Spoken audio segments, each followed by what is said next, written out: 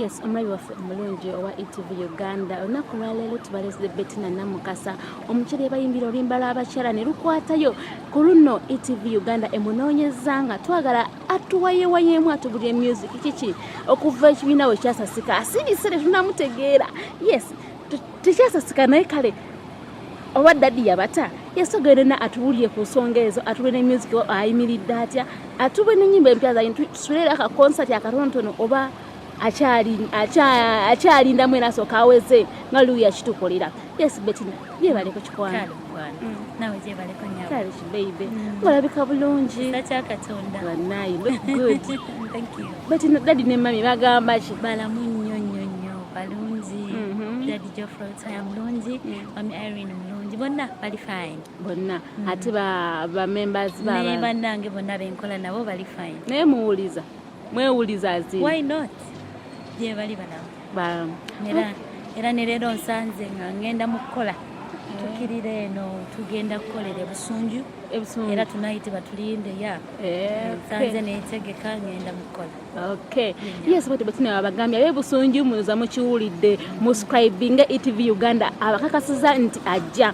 Yes twagala tumubuzeeko Betina music ali biki music tukola mukola era nkugambye tugenda kukola era hiyo okukola muyinza ba mukola mugenda kola zitwayi ne tugamba kati sawa zino ki ekitambula ekitambula tuli mu studio tukola already kati ninawo ne kurabo yange ne Giovanni Rosinda limba balita kiboko tukwe mwaka pera naye abasajja mwabaki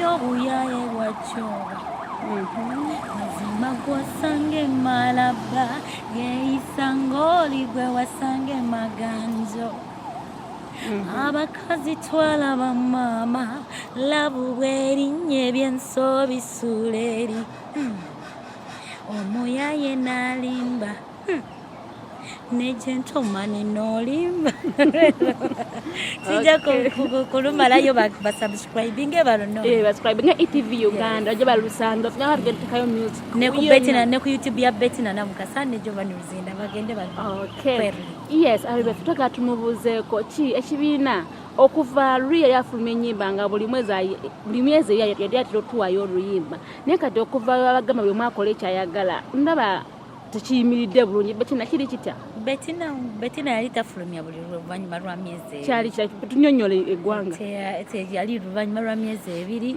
kubanga twali family nti we are family still nti omuntu leero bwafulumya awayo ebbanga n'omulala nakola ki nafulumya kubanga abazadde twalina omuzadde omu kubanga nze mami ne dadi mbayita muzadde omu kubanga mwami na mukyala bazadde naye omanyi nti ekintu kino ekya music mwabeera ali mu group nyuma zamuzazi bali bazipromotinga nnyo ate kati ekitakyaliwo mugenda kola mutya okulaba nga ekiro kidamu lubinga wekyali no tuli mu group okujjako nti abantu tebannakitegeera dadi teyatugoba ekyo lidawo kati nnyo Betina twagala otunyonyole promotion y'ennyimba zammwe kati buli omu kati ye promotingira nyimba ze kyovola mbadde njagala kunyonyola nga okay nyonyola kati dadi ne mami baatukkiriza okugenda okukolerako awalala ne bagamba tubatadde lwakuba abantu bo tebakitegeera nti batadde balowooza nti batugobye tebaatugoba baatuta okugenda okukolerako abantu awalala nti Betina abadde tage nti Betina bayo bwomu ng'alina okugendayo ba n'ekibiina naye kati nti nsobola okutambula n'engenda ku EBS nga bampaddeyo omulimu nengukola bwomu era n'agamba ne percentage yali atujjako agitulekedde naye mu kugitulekera luli mabega baali nga bapromoting ennyimba ku percentage eyo gye twabalekeranga naye ne babitulekera percentage yonna ne bagitulekera ne n'okupromoting ennyimba nga ffe tugenda okukola ki okwefaako so nti buli omu kati ye promotingira nyimba ze kati ekino tekyabakosaamu nga babagambye nti buli omu kati nze nganze kyankosa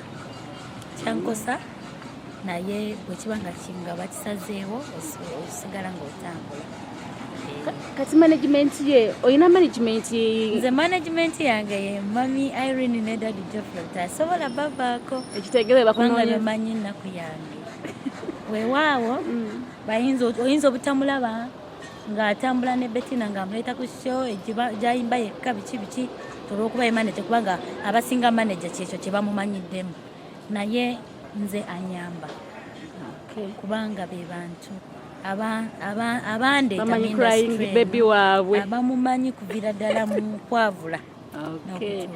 Twawuliddeko nti Rachel Namiru yavudde mu the New Eagles. Ebyo sibimanyi.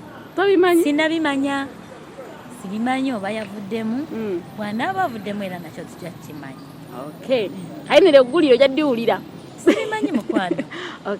Kakati kyavudde ku ki kubanga kyavudde ku ky'okukola kolabo ne Luzinda kuba ndaba ennyimba zammwe ne gundi bifaanagana nga nkisetinga mu ekintu ekyo kibuuminge bifaanaganamuko kubanga okubamu ku slow naye okitegeera twasazeewo tukole ffenna omanyi ffe tulina abazadde baffe bamanya nti kino ne kino kitukolera oba tetukikolera so baakiraba nti kijja tukolera kubanga era already Daddy era Geoffrey Taya collab ya feri yagiwandiise.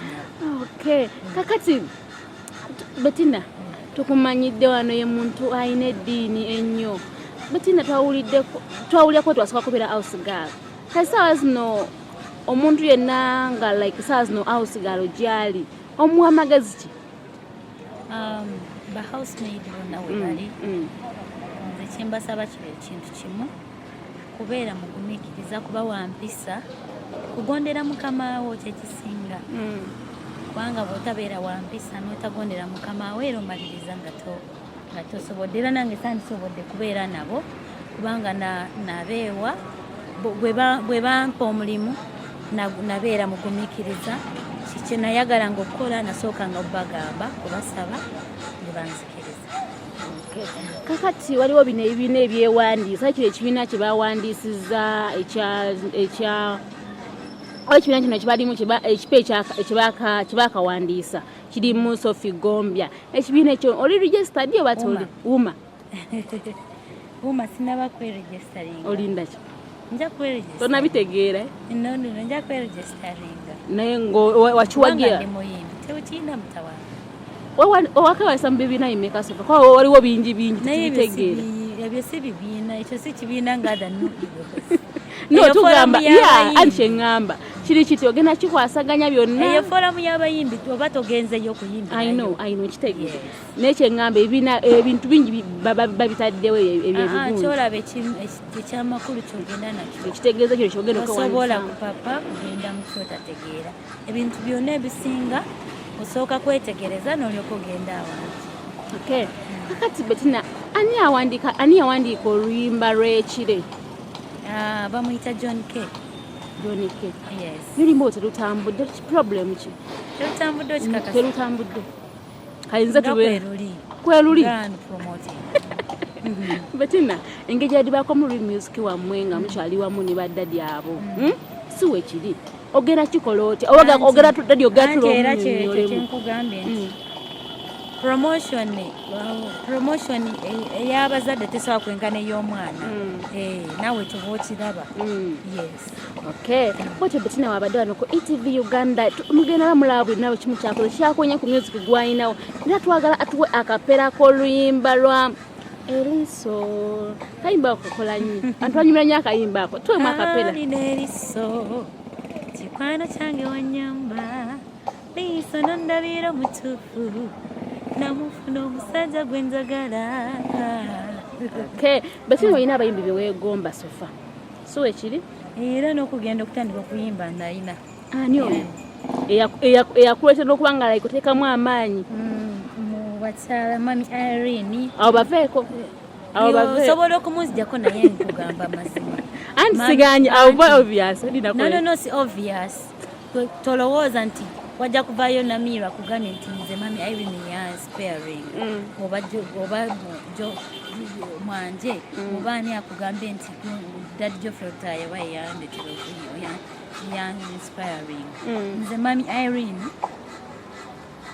ne mukyala Mariam Ndagire so kumpayo akayimba ka Mariam Ndagire kamu komanyi akakunyumira nze nkuba kumpi wano lukono luwewo luntitimya olufuka lubenga lukutte lumiringuka nga ndi naawe mu bisenge by'omutima gomwe bantereke byange sansiro nzigulire. Okay, kadi mpa ya kama Mami Irene. Mami Irene. Nsambira nyuma nga janza nina na mwasi wa ganja mwebala kulonda ate ng'ogana. Okay, mpa ya kadadi jofule. Nzijako obwolokoso zonna siza mami wange. Agamuze emisala yange mukama kitumye bere muwanguzi nansabira omwaka guno gube mwangu nsabira famire yange yona mukama tata tuwa obukungu kiki ekirala kyonna. Okay, kakati Betina tusubire kwa concert guno mwaka nedda tosuubira concert okuva wa Betina mukwano nze yakava mu concert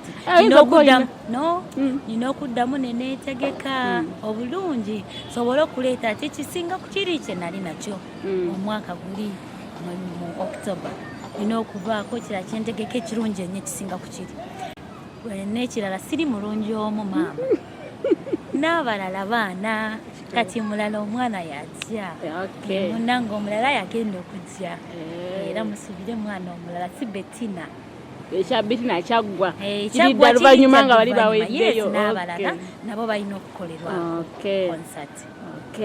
Betina tusiibule koko nga wotugamba kyekiriwo akayimbo katuddiremu kali akakolabo koyinawo ne Giovanni Luzinda then otubuulire emyaka gino kale gwe weerawa emyaka ejijja. Nze weneeraba nga nkulaakulanye mu music industry ate nga ntandise okuyamba kubanga nange banyamba. Nze nazaalibwa nga ndi mwana munaku naye banyambye nnyo so nange kyensaba Katonda ampanirire eyo mu maaso weneeraba sobole okuyamba ku bantu abalala abatalina mwasiriza.